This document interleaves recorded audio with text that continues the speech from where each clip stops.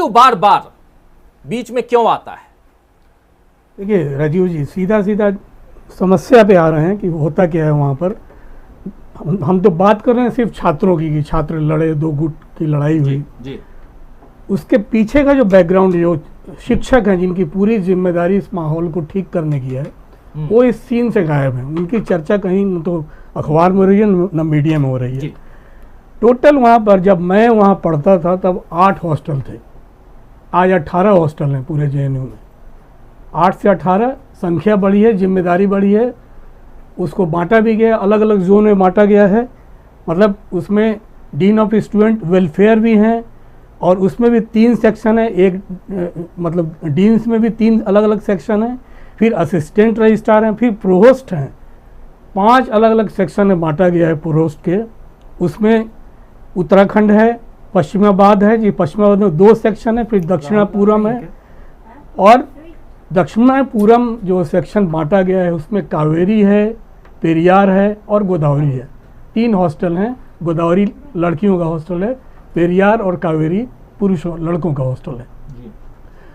हर hostel में 4 warden होते हैं और नॉर्मली 4 वार्डन में से चारों की जिम्मेदारी बनती है कि लड़कों को कैसे कंट्रोल करना है और अलग अलग उनका सेक्शन जिम्मेदारी भी बांटी गई है जी। कावेरी हॉस्टल जहाँ की ये सब कुछ हुआ है, हॉस्टल मैनुअल भी बनता है और उस हॉस्टल मैनुअल मेरे कई साथी वहाँ पर वार्डन भी रहे हैं, टीचर भी सीनियर लेवल पे रहे हैं।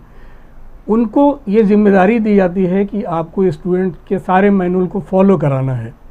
आज तक जेएनयू में ऐसा कुछ नहीं कि आप अंदर यज्ञ करें, हॉस्टल का जो प्रीमिसेस है उसके अंदर आप यज्ञ की अनुमति दें या वहाँ पर आप पूजा पाठ की अनुमति दें।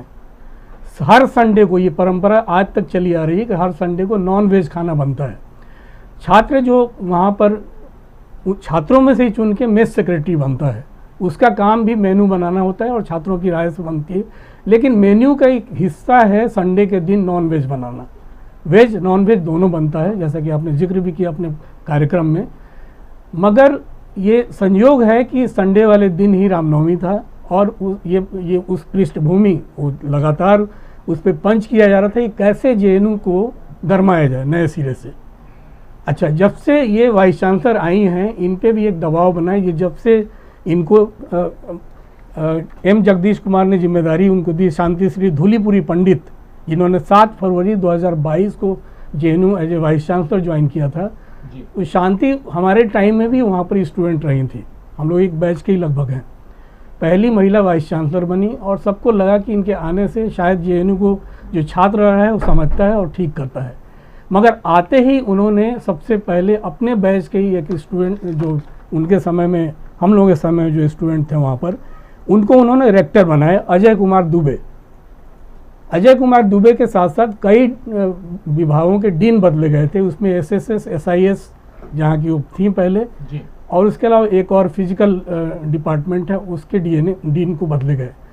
वो डीन तमाम उन्होंने, अब एम कुमार थे उस समय, वो तमाम डीन के सीनियोरिटी को चेंज करके उनको आगे बढ़ाया गया था। जो लोग सरकार के सत्ता समर्थक थे, उसमें एक चिंतामणि महापात्र भी हैं, काफ़ी बौद्धिक नाम उनका बौद्धिक जगत में जी। तो ये सब लोग नाराज थे। नाराज इसलिए इनसे थे कि शांति श्री धूलीपुरी किसी की बात कम सुन रही थी और वो जिस रूट से आई थी वो रूट सीधा सीधा जो देश के विदेश मंत्री हैं और वित्त मंत्री हैं, इस रूट से वहाँ पर आई थी। तो शांति से इनकी बात नहीं सुन रही थी और इन पे संघ का दबाव बढ़ता जा रहा था। संघ को एक बहाना चाहिए था कि भाई किसी तरह से एबीवीपी को आगे बढ़ा के और कंट्रोवर्सी खड़ा किया जाए और संघ समर्थक जो शिक्षक वहाँ पर हैं उनका दबाव बन जाए नई वाइस चांसलर पर। ये पूरी कहानी की पृष्ठभूमि है राजू जी। जो हमें दिख रहा है उस दिखाई देने वाले परिदृश्य से बिल्कुल अलग ये दृश्य है जिसकी चर्चा भारत के मीडिया में नहीं हो रही है। जी राजू जी। जी, तो ये एक जो